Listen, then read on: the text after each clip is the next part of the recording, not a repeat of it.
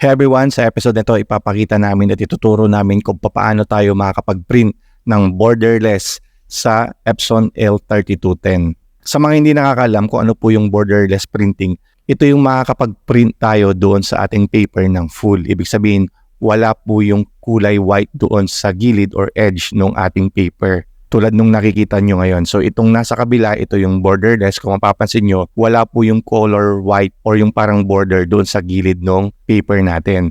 And then ito namang isa, ito yung may border. Kadalasan sa mga printer natin is merong white portion dyan kasi parang merong allowance doon sa printing. Pero kung sakaling gusto natin mag-print ng full or yung walang border, yung borderless, pwede natin gawin yun. So simulan na natin.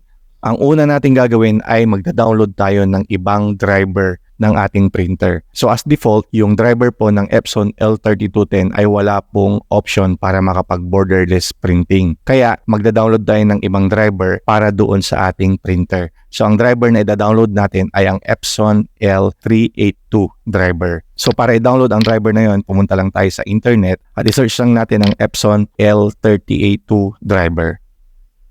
Ayan, and then makikita natin dito sa result yung Epson L382 support. So buksan natin yan. Ayan, and then scroll lang natin pababa and then punta tayo dito sa drivers. And then dito sa baba makikita natin yung driver 2.50. So click natin yan and then pinutin natin itong download. Ayan, so na-download na natin yung driver ng Epson L382. So ang gagawin natin is i-double click natin yan para ma-install natin. Pinutin natin tong setup. And then okay. And then okay ulit. And then click natin tong agree. And then okay. And then dito sa printer utility setup, click natin yung manual. Napaka-importanting masundan na natin itong mga step dito dahil dito natin ililink yung driver ng Epson L382 doon sa physical printer natin na Epson L3210. And then hanapin natin dito yung port ng ating Epson L3210.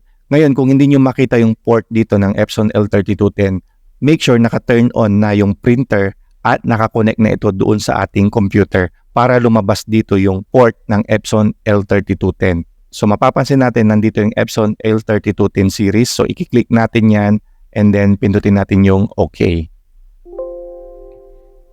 Ayan, so successful na natin na-install yung driver ng L382 dito sa ating computer at nakalink itong driver na to doon sa ating printer na L3210.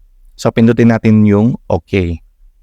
Okay, so ang susunod na gagawin natin ngayon ay papakita namin kung paano tayo makapag-print ng borderless gamit ang ating L3210 printer. Ayan, so meron tayong sample certificate dito at ipiprint natin to ng borderless. Okay, so itong ipiprint natin ay isang image. Pero applicable din po ito sa Word, sa PowerPoint, at kung ano-ano pa. Ayan, so ipiprint na natin to. So, okay, dito sa printer, ang pipiliin natin ay yung Epson L382 series. Kasi nakalink itong printer nito doon sa ating Epson L3210. And then, click natin tong option. And then, punta tayo sa printer properties. Ayan, so makikita na natin dito yung borderless na option. So, dapat naka-check ito para makapag-print tayo ng borderless. Ayan, kapag okay na, pindutin natin itong okay. And then, print. Ayan, so ito yung ating printer, yung Epson L3210. Kung mapapansin po natin ay nagpiprint na ito. And kung mapapansin nyo, yung piniprint natin dito ay naka-borderless na. Wala na yung kulay white doon sa gilid or edge ng ating paper. Okay, so ganun lang po kadali kung paano mag-print ng borderless. So sana may natutunan kayo sa episode na to. Kita-kits tayo sa susunod na video. Bye!